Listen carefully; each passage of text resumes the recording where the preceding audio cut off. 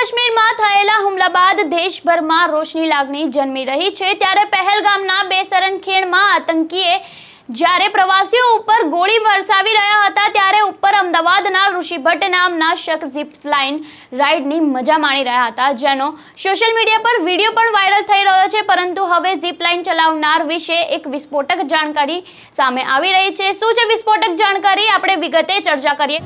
વૈષ્ણવજન તો તેને કહીએ જે પીડ પરાઈ જાનાને રે। નમસ્કાર, હું આપની સાથે પ્રિયા નાયક, આપનું નવજીવન ન્યૂઝમાં સ્વાગત છે।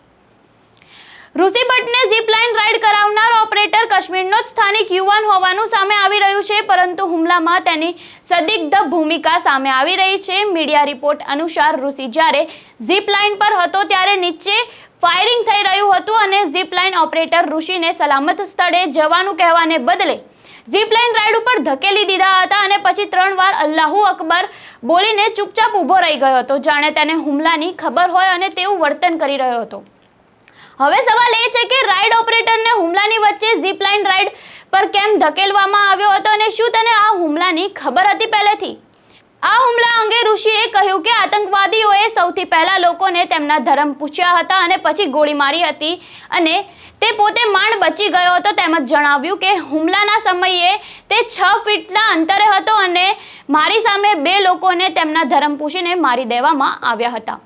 તેમજ નીચે કેવી રીતે ગોળીબાર થઈ રહ્યો હતો તેના વિશે તેને 20 સેકન્ડ પછી ખબર પડી હતી। આ આતંકવાદી હુમલા છે અને તેમજ 5 આતંકવાદીઓએ આર્મીના યુનિફોર્મ પહેર્યા હતા અને તેમના ચહેરા ઢાંકેલા હતા અને તેઓએ લોકોને ધર્મ પૂછીને ગોળી માર્યા હતા। તેમજ ઋષિ ભટ્ટે દાવો કર્યો છે કે જ્યારે તે ઝીપ લાઇન પર હતા ત્યારે નીચે ગોળીબાર શરૂ થયો હતો અને અવાજો સાથે ઓપરેટર ઇસ્લામી નારા પણ લગાવતા જોવા મળી રહ્યો હતો।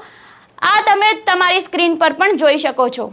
અલ્લાહુ અકબર, અલ્લાહુ અકબર, અલ્લાહુ અકબર। બેઠો, पैर लंबा करो।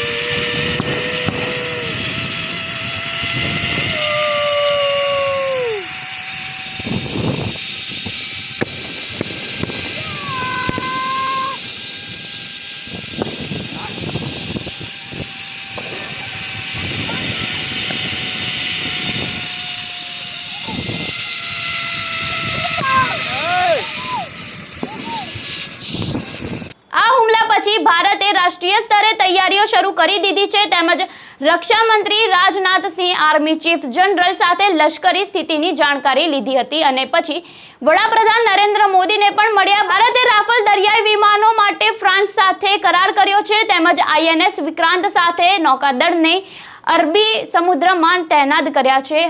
આગળ હવે ભારત સરકાર આ અંગે શું પગલાં લેશે, હવે તે જોવાનું રહ્યું। આપનું આ અંગે શું કહેવું છે, અમને કમેન્ટ બોક્સમાં આપના મંતવ્ય જરૂરથી જણાવજો અને આવા વધુ સમાચાર માટે જોડાયેલા રહો નવજીવન ન્યૂઝ સાથે। તેમજ અમારા વિડીયોને લાઈક, શેર, સબસ્ક્રાઇબ કરવાનું ભૂલતા નહીં। વૈષ્ણવજન તો તેને કહીએ જે પીડ પરાઈ